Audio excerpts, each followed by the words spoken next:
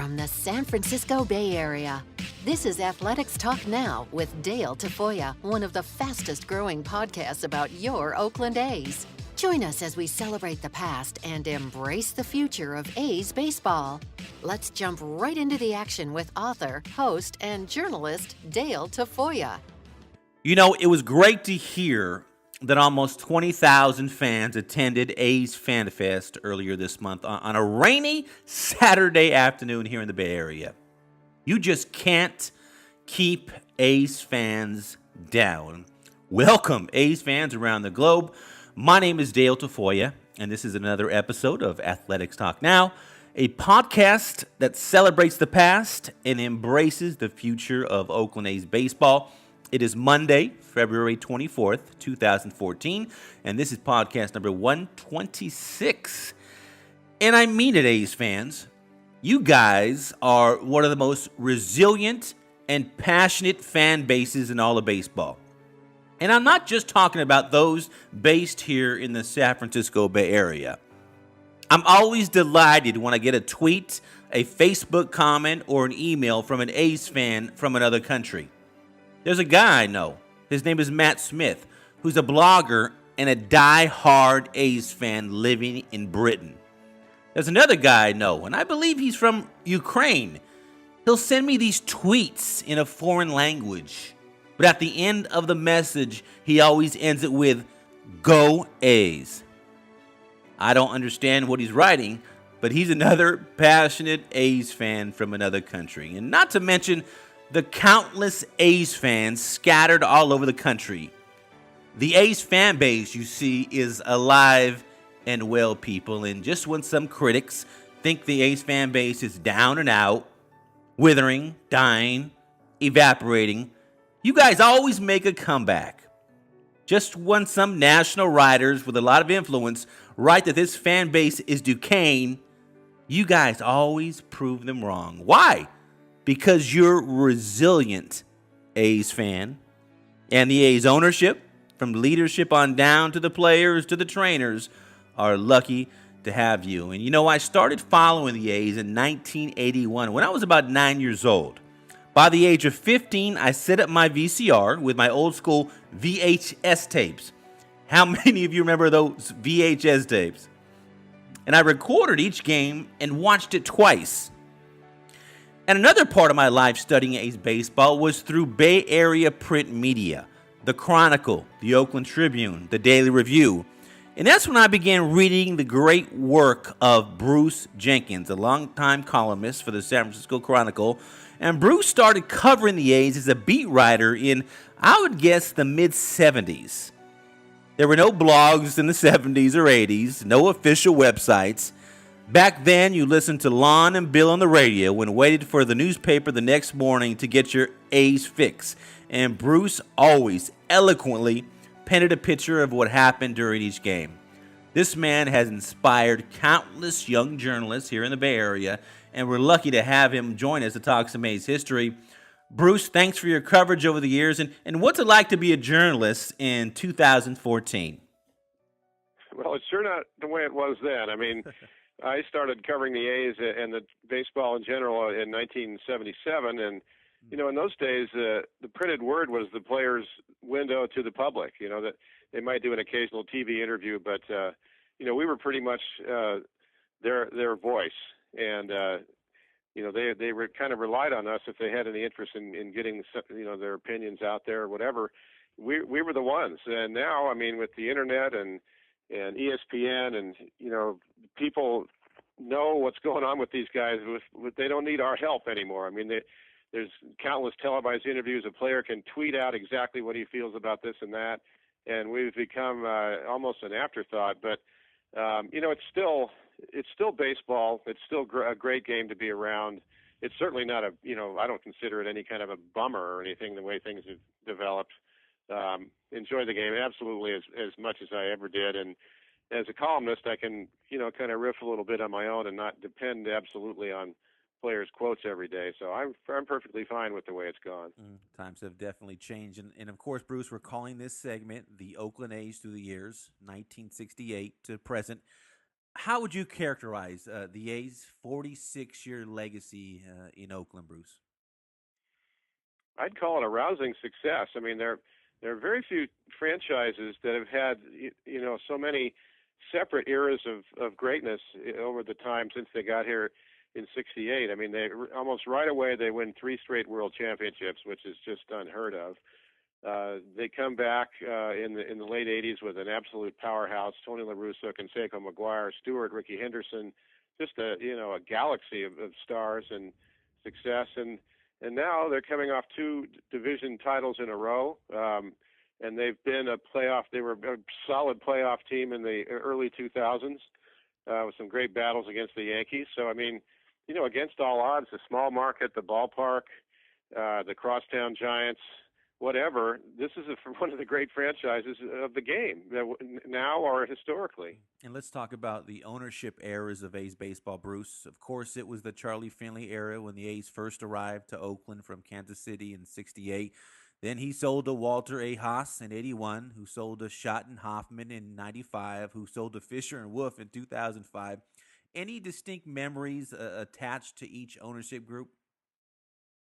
Well, in the Charlie Finley years, those were really quite memorable for me. When they were in their glory, I was just starting out with the Chronicle in 1973, and I was working on the desk for several years before I got a chance to write. And I would be, because I had a big interest in baseball, I would always be the guy who, since we weren't traveling a lot with the A's, I'd call Charlie Finley in Chicago to see what was up with, whatever the latest story was. And there was almost something every day with the A's, something crazy. They were a great team, and they fought a lot, and they had a lot of wacky developments. And I find myself talking to Charlie Finley from the Chronicle office, and he always sounded a little bit bombed, but the guy was fantastic. I mean, totally uninhibited, interview, and an innovative guy. And I think, Dale, the other thing that comes to mind instantly with Charlie Finley is how he would bring in so many legendary players to play for the A's. I mean, if you think about it, at one time or another they had Willie McCovey, Orlando Cepeda, they had Rico Carty, Richie Allen, Billy Williams. They had all of the Alou brothers. I mean, and I loved how he'd spice things up that way. I was covering the team when the Haas, Eisenhart, Alderson group came in, and that was just a whole different thing. I mean, they were just as interesting in their own way, and they actually cared about the structure of the organization. It wasn't just a secretary and a trash can. It was a full-on operation. They spruced up the ballpark and the offices. They got very professional in every way, and I thought Roy Eisenhart was one of the most enlightened individuals I've ever met in my life. And of course, Mr. Haas, Walter Haas, fantastic, humanitarian, really gave back to the community, and they were very, very special in their own way. With Schott and Hoffman, I can't say I have a single memory that stands out. It's kind of a dead period, for me. And of course now with Fisher and Wolf, the success is on the field, but there's so many sidelights going on. I mean, Fisher is a very wealthy man who puts very little money into the franchise, and they constantly Lou Wolf constantly has his eye on San Jose, and in some ways rightfully so, but it gets to be kind of a tired story, and it's always a matter of winning over skeptical fans. They boycott the park for one reason or another, and then it comes to October, and the place is jammed, and they're winning. I mean, it's a strange dynamic, but it's working, in the most important way. But in so many other ways, they struggle to join the really strong franchises in the game in terms of stability and payroll and such things. So, never dull, except maybe the Schott Hoffman era. Certainly never remotely dull in the ownership category. And switching our attention to some of the A's legends, Bruce, this organization has retired about 6 jersey numbers. The last one was Ricky Henderson in 2009, and the A's have a policy that unless you're inducted into Cooperstown, you won't be considered to have your number retired. Let's talk about former A's manager Tony LaRussa. He will be inducted into Cooperstown this year. What are the chances of maybe the A's retiring his number 10 jersey at some point, and did he make enough impact with the club? Well, I think they have to, if that's their rule about the Hall of Fame. And of course, that just by common sense would tell you you have to. I mean, what he's in Cooperstown, but he's not on your little Wall of Fame. That wouldn't make any sense. I think Tony definitely made a huge difference here and in baseball. Some of the things he did, and especially his very orderly use of the bullpen and how it led up to the closer and such, were pretty revolutionary in the game. Not everyone agreed with it, but they had a huge impact, and they did an awful lot of winning. Some would say they should have won more. They got swept by the Reds in 1990. They had some other disappointments, Toronto and such, but they did an awful lot of winning, and he was sort of in charge of that. So, yeah, I think absolutely Tony would join that group. And, I get a great deal of remarks, Bruce, from some A's fans that contend that the A's don't appreciate their history enough. And I'm certainly not judging the A's. And there's always a comparison to the Giants, who really seem to go out of their way to connect with their alumni. What's your thoughts about that, Bruce? And can the A's do a better job maybe at promoting their history? Well, they do a few nice things. They have some nice reunions, and the guys come out and appear in front of the crowd and sign autographs and have little functions and stuff. But I think, in terms of they've had so many great players. The thing that really jumped out to me is that Dave Stewart doesn't have his number retired up there. I mean, this is one of the greatest pitchers of his day, without question. Just owned all of his matchups with Roger Clemens. Just an incredibly gutsy pitcher. Was so instrumental and helpful after the earthquake and reaching out to the stricken Oakland community. And boy, you talk about epitomizing the East Bay, the A's, and everything good about the game. That's the kind of thing. Or Vida Blue. Where's the tribute to him? He's not in the Hall of Fame. And there's so many guys. I mean, you could go right on down the line. So I think in that sense, probably not. They don't measure up to the Giants in that way. And the Giants make a much better show, I think, of their tributes to the past. They do it more often. They do it in a really, really classy manner. And, they have the advantage of going back all the way to 1958 with the great players they had there. So I wouldn't say the A's are a disappointment, but I don't think they quite match up to the Giants in the way they acknowledge the past. And let's talk about some eras of A's baseball, Bruce. You covered Billy Martin and Billy Ball in 1981. Martin replaced a guy named Jim Marshall, who managed the A's in that horrible 1979 season when the A's won 54 games. Was it a matter of Billy's style providing a spark to that team, or just inheriting some talent? Well, he inherited about half of a team. He had a great outfield with Armas, Murphy, and Tony Armas. He had a fabulous pitching rotation, but he had no bullpen. The infield was just a bunch of guys named Cox and Klutz and Picholo. I mean, they were just pathetic in some regard, and I think it was all about Billy. I mean, you can go a long way with Ricky Henderson leading off and Norris and Langford and McCaddy and those guys, but not to the extent that they did. He was an absolute genius, Dale, in managing a game. I've never covered anyone quite like him. It was the best experience I've ever had in covering a manager. It got a little delicate, after hours sometimes, watching him in action. Fortunately, he never hit the police blotter while we were covering the team then, and we let a lot of things slide that we saw him do. It's well known throughout the game. He was a terrible, terrible drinker and all that stuff. But man, on the field, he did things that were just magical. I mean, there was a night that Maury Wills up in Seattle was managing, decided to move up the batter's box because Rick Langford was pitching with that sinker, and he figured he'd have the crew move the batter's box up a couple inches just to get the guys a little closer to that sinker. And now who would notice that except Billy Martin? Watched the whole thing unfold. He's sitting there, with the dugout going, "Son of a gun, I can't believe this." And of course he waited until the perfect moment, much like he did with George Brett and the Pine Tar. He waited until in this case, the meeting at home plate, and just busted the heck out of Wills and embarrassed him and pretty much drove him out of the game. I mean, he wasn't around much longer after that. Wow. And Billy did strategical things that were just mind blowing. That were really brilliant for the talent that he had. Did he overwork the pitchers? Probably did, but they were on a roll, and I guarantee you none of those guys have any regrets about the workload they had, the time they had, the playoff experience they had, and such. So he's definitely number one on my list. Hey, those pitchers were on the front cover of Sports Illustrated, right? Yeah, they were living a dream. They were going 9. They were on the cover of Sports Illustrated. They got to the playoffs. They swept Kansas City. They went to the Yankee Stadium. It was a really priceless time of their lives. And I've talked to all of them. They wouldn't trade it. They would rather not, come out after 6 innings because they've thrown 101 pitches. Mm-hmm. Then we have the managerial eras of Steve Burroughs after Martin, and then Jackie Moore, who all eventually gave way to Tony LaRussa during the 1986 season. By 1988, the A's were back in the World Series.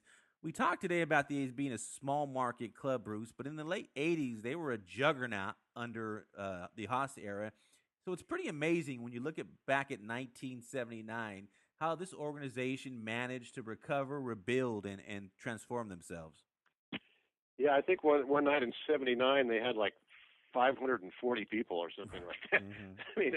I was there for a lot of those games, and it was beyond depressing. We're all used to seeing small crowds, but that year there was almost nobody there, and you figured that it could never get any better. They still hadn't sold to the Haas Group.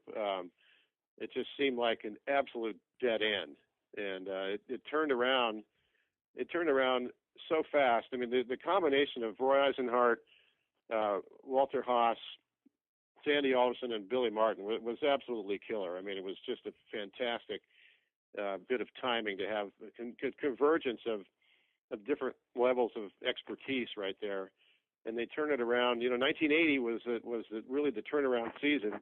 They did a lot of great things. They got on the map. They didn't get in the playoffs, but they became a story. And then they followed up in '81 with getting into the playoffs in that strike-shortened season. But yeah, that was stunning. I did cover a lot of Steve Boros and Jackie Moore after that, and those were pretty grim years, But they always have a way of recovering, and not just a little bit. In a huge way. Right. The fact that they're coming off 2 division titles in a division with Texas and the Angels is just staggering to me.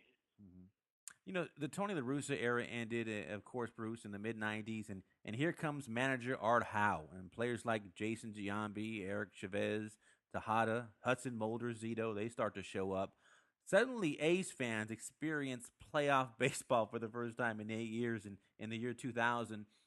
During that Moneyball era, did you ever feel those clubs were championship caliber, Bruce? Oh, yeah. Forget the year, 2001, when they had a best of 5 against the Yankees. They opened in New York. They won both games there. And I'll never forget the feeling in that clubhouse afterward, in the Yankee Stadium visitors clubhouse. Like, we're going to the World Series and we're going to win it all. We've got everything it takes. And they came home and couldn't finish the job. Absolutely. I felt like that team just looked like the best team in baseball. And there's no better way to make that statement than to do it in New York. So couldn't get it done. The fortunes of baseball war. And then, of course, I'm sure the Jeter flip in the Game 3 in that 2001 ALDS didn't help.